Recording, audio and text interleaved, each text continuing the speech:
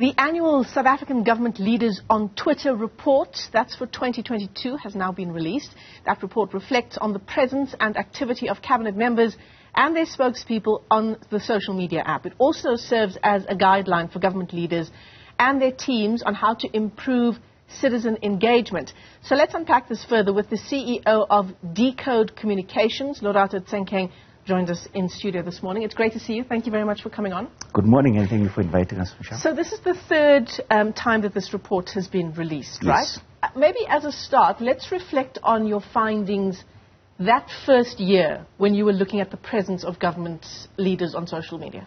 So it was right at the, when COVID hit in 2020. Right. Yes, right. Because we had seen that government, with the public health crisis, they had to use all available tools and channels to get to South Africans with public health messaging. Particularly that, there was a push for vaccination, but also there was a lot of misinformation and disinformation. So we then thought, let us look at how government is performing, because Twitter is very instant, and majority of the journalists use it as well. And you'd remember during that time, media briefings used to serve as a way of getting a lot of information to us. And unfortunately, we found that not many of the government ministers and their ministerial liaison officers were on Twitter, but over time, seemingly, there seems to be a relative good uptake ever since the first report.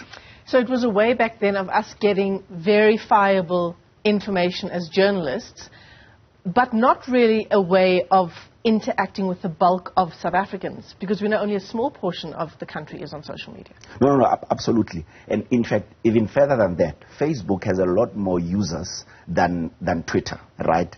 But if you consider that ordinarily, you as journalists and media practitioners, you are a conduit to messaging, right? So for instance, if the Department of, or maybe, an obscure province like the Northwest, something happens out there, and not necessarily talking about the donkey cart story, right? But there was an important story.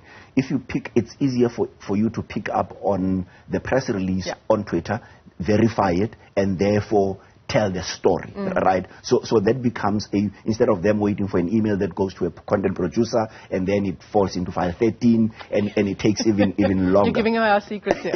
Yeah. Right. So in that way, while Twitter may have fewer users, the utility of it for journalists to pick up on stories and therefore make them national stories has then been, that most useful.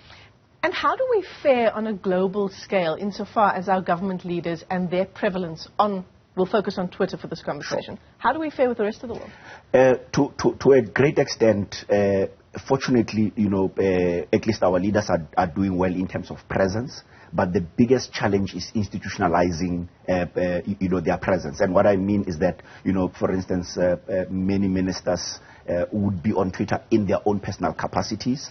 Therefore, there is no little way of them being accountable to South Africans, because they say, this is my personal Twitter account. Similarly with ministerial liaison officers.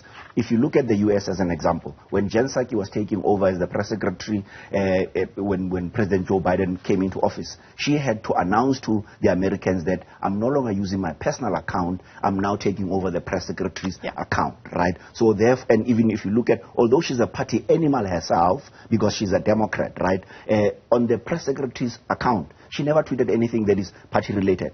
Compare and contrast that with South Africans. You have an Ati Geleba, who is the head of the digital comms in the presidency. It's a very schizophrenic account, right? The one day you see the program of the president, which is brilliant. However, the next day, it's the ANC presidencies, some walkabout in some obscure municipality. So that kind of lack of institutionalization then sets us apart from the global standard. All right, so there are a few lessons, is what you're saying, that our government leaders can learn in terms of how they interact on social media. And as you say that, Fikile Mbalula comes to mind. Yes. So Fikile Mbalula, again, because he uses that as his own personal account, right, he then feels the need that, one, he can block users that if he does not agree with your view. It does not even have to be, violence or, him feeling that you're impugning his reputation. He can just feel that I disagree with you, Yeah. right? But when you institutionalize, accounts understand that we have an obligation to engage with citizens, right? But the second thing is that then he can, in his typical fashion, say things that, are nonsensical to say the least. And I've written a number of opinion pieces around, how he projects himself as a leader. And sadly, that gets a lot of engagement, and partly that is one of the reasons he's actually the most followed cabinet minister at 2.8 million users in the country. And it's a lost opportunity, isn't it? Having that many followers and not utilizing the platform properly. Absolutely. In fact, to your point, remember when there was that accident when the truck railroaded through, the N2 last year? Yeah. Just at that moment, Michelle, he then tweets, "I've just landed in Qatar." Twitter users took him to task to say, "You're being insensitive. Young children's lives have been lost, and here you are taking a mickey out of, some thing that has happened," because he was also dealing with, remember, one of your journalists took him to task last year when he had similarly said he had landed in Ukraine just at the height of the Russia-Ukraine war, right? And that point is really demonstrating that there's almost lack of tact in how they recognize that South Africans want people who are helpful. If you look at Premier Panyaza Lesufi as an example, he's one of those that uses his Twitter or the utility of his presence is be helpful, because that's what South Africans are looking for. Yeah, absolutely. An example like Fikile Mbalula, and to your point, there are a number of instances where he's used the social media platform in that way. Yeah. Not capitalizing on the amount of followers that he has. It creates a nightmare for people who are meant to manage his comms team. Absolutely.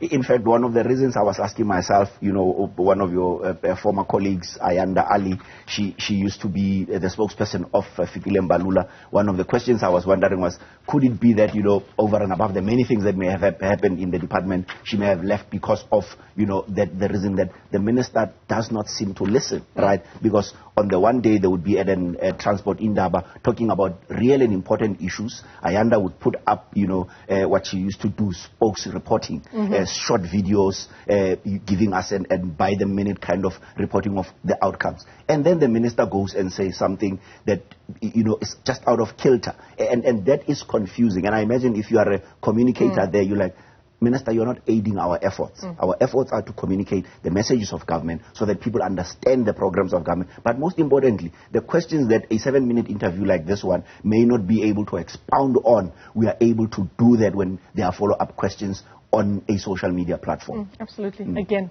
such a lost opportunity. Shall we go through some of the top followed accounts on social media? You've already talked about Fikile Mbalula, and he leads the pack there. Yes. Almost 3 million followers. Yes. And he exceeds the president. Yeah. Yeah.